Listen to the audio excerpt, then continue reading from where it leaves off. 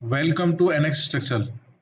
दोस्तों, आज हम ऑटोलिस्ट के माध्यम से बीम का लॉन्गिट्यूडनल सेक्शन ड्रॉ करना सीखेंगे। इसके लिए हमें क्या स्टेप्स फॉलो करनी है वो हम देख लेते हैं। सबसे पहले हमें बीम का जो सेक्शन ड्रॉ करना है उसका एक टेम्पलेट बना के उसके जो भी नोड्स हैं उनकी नंबरिंग करनी है। तो आप इस फिगर में देख सकते हैं, एक 2 स्पान का हमने बीम लिया है जिसके नोड की नंबरिंग हमने कर रखी है। ये देख सकते हैं आप 1 2 3 4 ये 20 तक हमने नोड्स की नंबरिंग कर ली है। बीम के सेक्शन को ड्रॉ करने के लिए हमें यूजर से कुछ इनपुट्स लेने होते हैं, वो हमने यहाँ पर शो किए हुए हैं। सबसे पहले आप देख सकते हैं लेंथ ऑफ बीम L1। ये बीम का जो L1 है इसका इनपुट हम यूजर से लेंगे। इसी तरह से इस बीम B1 का जो बीम का डेप्थ है वो भी हम यूजर से इनपुट लेंगे। फिर बीम B2 का जो लेंथ है L2 उसका भी हम यूजर से इनपुट लेंगे, और बीम B2 का जो डेप्थ है D2 उसका भी हम यूजर से इनपुट लेंगे। और यहाँ पर column C1, C2 and C3 का विड्थ हम यूजर से इनपुट लेंगे। इसके बाद हम यूजर से पॉइंट P1 का इनपुट लेंगे। यूजर से पॉइंट P1 का इनपुट लेने के बाद हमें इस बीम के लॉन्गिट्यूडनल सेक्शन के रिमेनिंग जो कोऑर्डिनेट्स है 2 से लेकर 20 तक उसकी कैलकुलेशन करनी होती है। तो यहाँ पर आप देख सकते हैं with reference to point 1 we will calculate remaining coordinates. तो 4.2 हम किस प्रकार से इसकी कैलकुलेशन करेंगे ये यहाँ पर शो किया हुआ है। तो इसके लिए हम सेट क्यू फंक्शन का यूज करेंगे।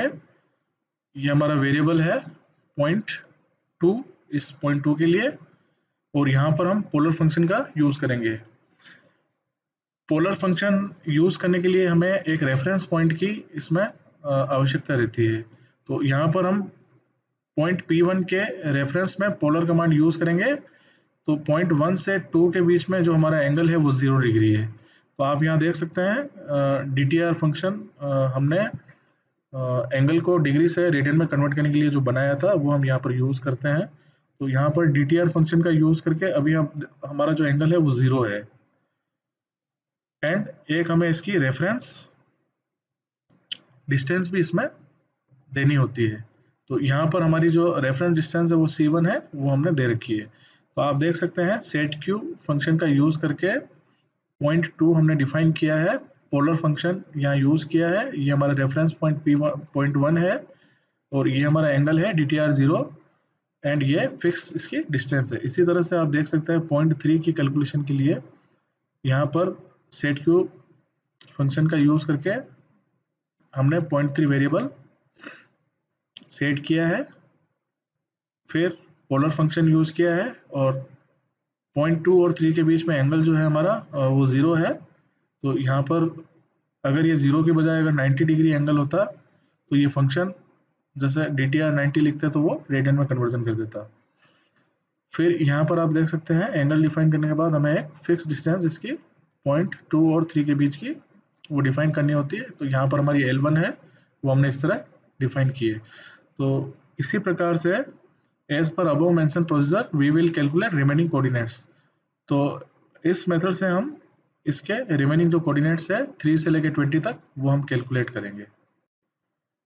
कोऑर्डिनेट्स की कैलकुलेशन के बाद हमारा जो नेक्स्ट प्रोसीजर होता है उसमें हमें इन पॉइंट्स पर ऑटोकैड के कमांड्स यूज करके लाइन ड्रॉ करना होता है।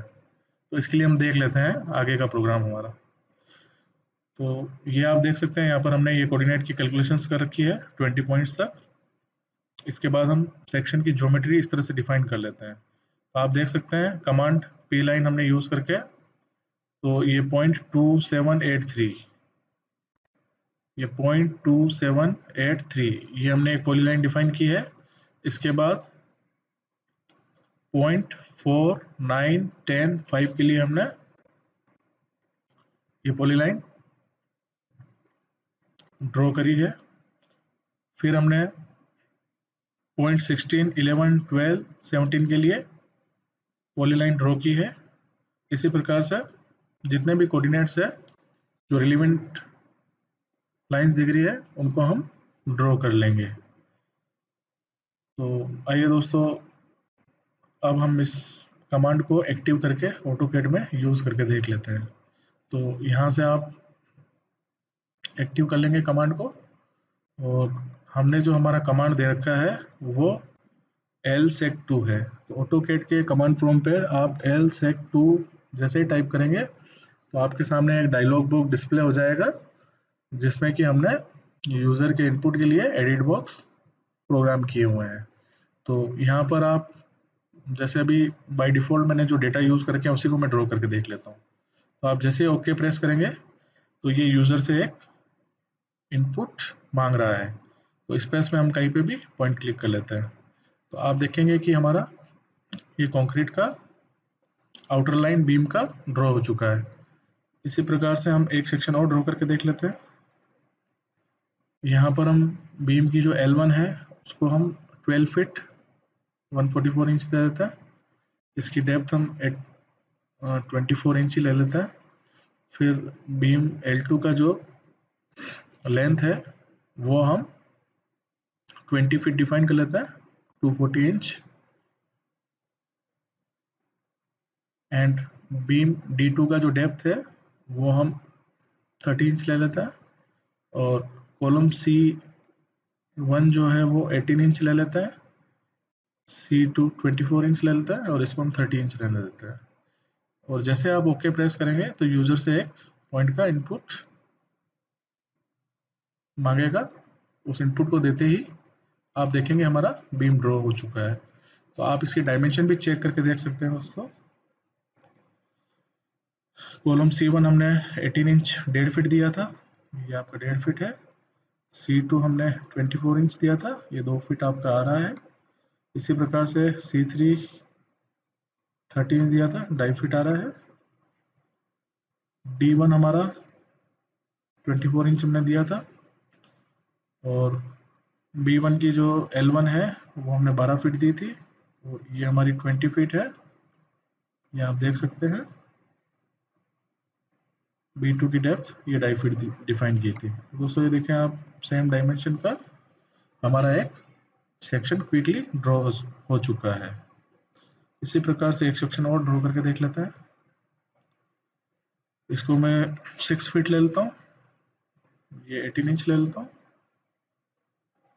बीम L2 की लेंथ में 15 फीट ले लेता हूँ। D2 की जो डेप्थ है 24 ले लेता हूँ। C1 9 इंच, इन सबको मैं 9 इंच कर लेता हूँ। आप देखेंगे ये हमारा बीम का सेक्शन क्विकली ड्रॉ हो चुका है।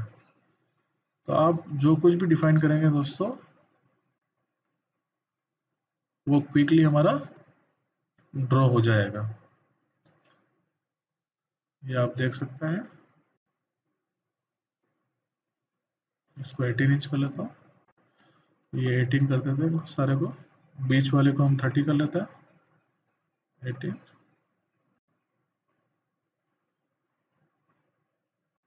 तो ये हमारा एक कंक्रीट के सेक्शन क्विकली हम ऑटोलिस्प से प्रोग्राम करके ड्रॉ कर सकते हैं। Thank you.